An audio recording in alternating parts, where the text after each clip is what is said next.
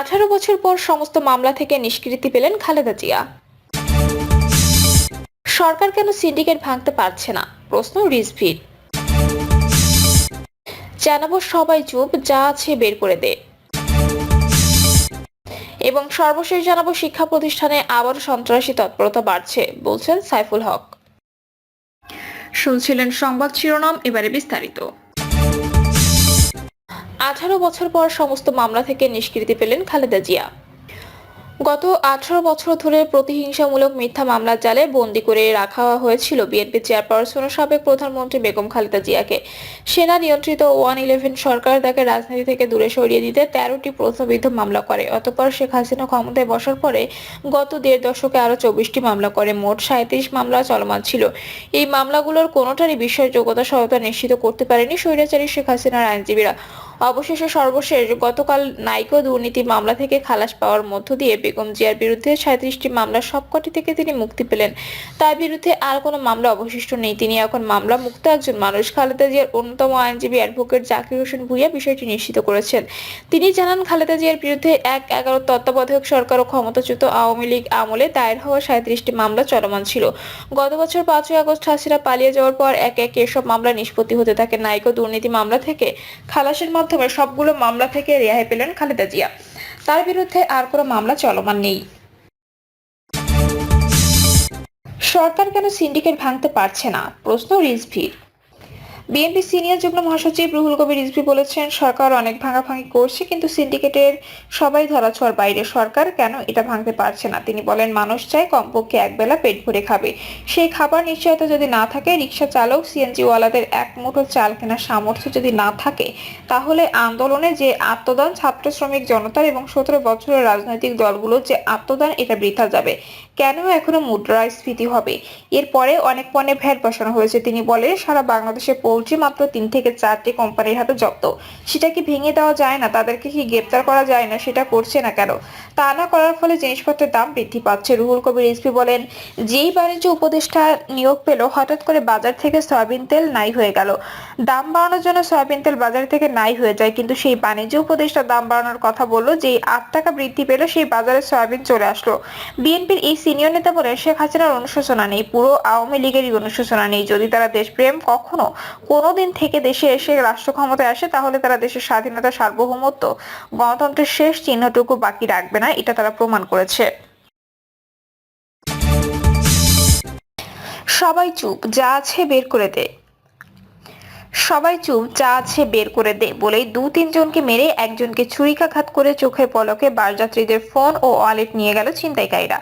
গতকাল সকালে উত্তরায় অফিসগামী মানুষের ভিড়ের মধ্যে প্রকাশ্যে এসব ঘটতে দেখেন জগন্নাথ বিশ্ববিদ্যালয়ের শিক্ষার্থী নাফিসা মোমো। তার ফেসবুক পোস্ট থেকে এসব তথ্য পাওয়া গেছে। সেখানে তিনি ঘটনার বিবরণ তুলে ধরেন। খোদ রাজনীতিতে এমন ঘটনার নিরাপত্তা নিয়ে অনেকে শঙ্কা প্রকাশ করেছেন। এর একদিন আগে উত্তরায় সন্ত্রাসী ও বখাটেরা একজন নারী ও একজন পুরুষকে কুপিয়ে জখম করে। এ ঘটনার ভিডিও সামাজিক যোগাযোগ মাধ্যমে ছড়িয়ে পড়েছে। নাফিসা মোমোর পোস্ট থেকে জানা যায়, গতকাল সকাল 8টার দিকে তিনি উত্তরা থেকে বিমানবন্দরের উদ্দেশ্যে রওনা দেন। প্রথমে রিকশায় যাওয়ার পরিকল্পনা করলেও নিরাপত্তার কথা চিন্তা করে বাস বেছে নেন, কিন্তু বাসে ওঠা 2 মিনিট পর পরিস্থিতি বদলে যায়। বাসটি যাত্রীতে পূর্ণ হয়ে যাওয়ার পর আরো 5 থেকে 6 জন যুবক সাধারণ যাত্রীর মতো ওঠে। হঠাৎ তারা ছুরি বের করে চিৎকার করে সবকিছু বের করে দিতে বলে। মুহূর্তের মধ্যে তারা বাসের যাত্রীদের কাছ থেকে মোবাইল, ওয়ালেট সহ মূল্যবান জিনিসপত্র ছিনিয়ে নেয়। 2 মিনিটের মধ্যে ছিনতাইকারীরা তাদের কাজ সেরে দ্রুত বাস থেকে নেমে যায়। পরে যোগাযোগ করা হলে তিনি জানান, জগন্নাথ বিশ্ববিদ্যালয় থেকে সাংবাদিকতা বিভাগে স্নাতক পাশ করেছেন তিনি। মাঝে কিছুদিন একটি বেসরকারি টেলিভিশনে শিক্ষানবিশ করেছেন।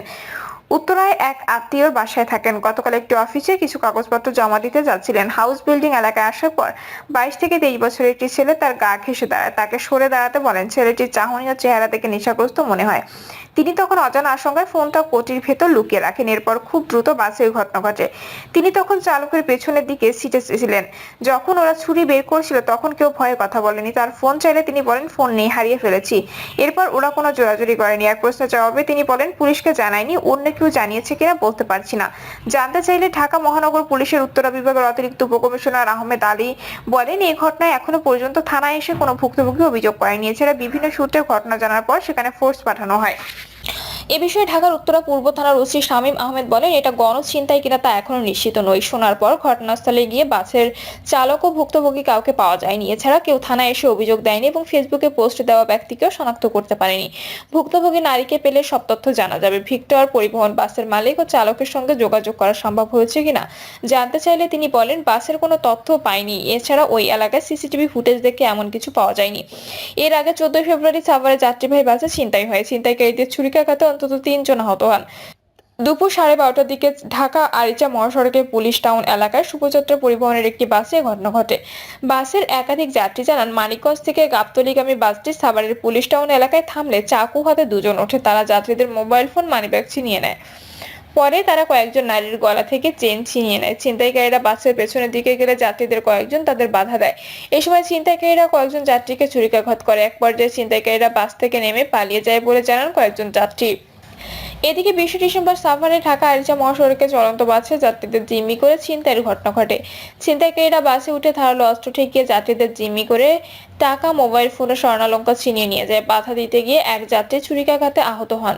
সাভারের বাংলাদেশ লোক প্রশাসন প্রশিক্ষণ কেন্দ্রের সামনে থেকে জাহাঙ্গীরনগর বিশ্ববিদ্যালয়ের মীর মোশাররফ হোসেন হল সংলগ্ন ফটক এলাকা পর্যন্ত ঢাকা আরিচা মহাসড়কে এই ঘটনা ঘটে। ছিনতাইকারীদের ছুরির আঘাতে আহত মোহাম্মদ শামীম হোসেনকে এনাম মেডিকেল কলেজ হাসপাতালে চিকিৎসা দেওয়া হয়। এছাড়া 17 ফেব্রুয়ারি টাঙ্গাইল রাজশাহীগামী একটি বাসে ডাকাতি ও 2 জন নারীর শ্লীলতাহানির অভিযোগ উঠেছে। এ অভিযোগের বাসটির চালক বাবলু, সুপারভাইজার মাহবুব আলম ও সহকারী সুমন ইসলামকে আটক করেছিল নাটোরের বড়াইগ্রাম থানা পুলিশ। শিক্ষা প্রতিষ্ঠানে আবারও সন্ত্রাসী তৎপরতা বাড়ছে, বলছেন সাইফুল হক। শিক্ষা প্রতিষ্ঠানে আবারও সন্ত্রাসী তৎপরতা বাড়ছে বলে মন্তব্য করেছেন বিপ্লবী ওয়ার্কার্স পার্টির সাধারণ সম্পাদক সাইফুল হক। সাইফুল হক বলেন, আইনশৃঙ্খলা পরিস্থিতির ক্রমাবনতিতে সামাজিক নৈরাজ্যের বিস্তার ঘটছে। এতে জনজীবনে গভীর উদ্বেগ, উৎকণ্ঠা তৈরি হয়েছে। মানুষের জানমালের নিরাপত্তা নিয়ে বড় দুশ্চিন্তা দেখা দিয়েছে। তিনি বলেন, খোদ রাজধানী ঢাকা সহ দেশব্যাপী আশঙ্কাজনকভাবে পরিস্থিতির অবনতি ঘটছে। রাজধানীতে দিন দুপুরে লোমহর্ষক ঘটনা ঘটছে। রাজধানীর কিছু অঞ্চল সন্ত্রাসীদের অভয়ারণ্যে পরিণত হয়েছে। সাইফুল হক বলেন, সরকারের কথিত অপারেশন ডেভিল হান্ট চলাকালীন অপরাধ ও খুন, রাহাজানির বিস্তার কোনোভাবে মেনে নেওয়া যায় না। সরকার অকার্যকর হয়ে পড়লে গণঅভ্যুত্থানের অর্জন নষ্ট হয়ে যেতে পারে এবং দেশের গণতান্ত্রিক উত্তরণের গুরুত্বপূর্ণ কাজে প্রবল ঝুঁকির মধ্যে নিপতিত হতে পারে। জরুরি ভিত্তিতে অরাজক পরিস্থিতি মোকাবিলায় সরকারকে সমন্বিতভাবে সর্বাত্মক উদ্যোগ নেওয়ার আহ্বান জানান তিনি। নন ইস্যুকে ইস্যু বানিয়ে কোনো মহল সরকারকে রাজনৈতিক দলসমূহের মুখোমুখি দাঁড় করিয়ে দিচ্ছে কিনা এই প্রশ্ন উত্থাপন করে তিনি বলেন, সরকার নানাভাবে নিজেদের বিতর্কিত করে তুলছে। নানা যুক্তিতে সরকার নিজেদের ক্ষমতা প্রলম্বিত করছে কিনা এই প্রশ্ন দেখা দিয়েছে। তিনি সংকট উত্তরণে রাজনৈতিক দলসমূহের সাথে বোঝাপড়া বাড়িয়ে তুলতে সরকারের প্রতি আহ্বান জানান। একই সাথে তিনি রাজনৈতিক ঐক্যমত্য বাড়িয়ে তোলার পাশাপাশি জাতীয় নির্বাচন অনুষ্ঠানে সুনির্দিষ্ট পদক্ষেপ ঘোষণা করতে সরকার ও নির্বাচন কমিশনের প্রতি আহ্বান জানান। সভায় বক্তব্য দেন পার্টির রাজনৈতিক পরিষদের সদস্য বন্নি শিখা জামালি, আকবর খান, আবু হাসান টিপু, আনসার আলী দুলাল ও মীর মুফাজ্জল হোসেন মোস্তাক। সভায় গৃহীত এক প্রস্তাবে রোজার আগে নিত্যপণ্যের বাজার নিয়ন্ত্রণে সরকারকে কঠোর ব্যবস্থা নেওয়ার দাবি জানানো হয়। প্রিয় দর্শক, এই ছিল এখনকার সর্বশেষ সংবাদ। আপডেট সব সংবাদ পেতে চ্যানেলটি সাবস্ক্রাইব করে বেল আইকনটি ক্লিক করে রাখুন।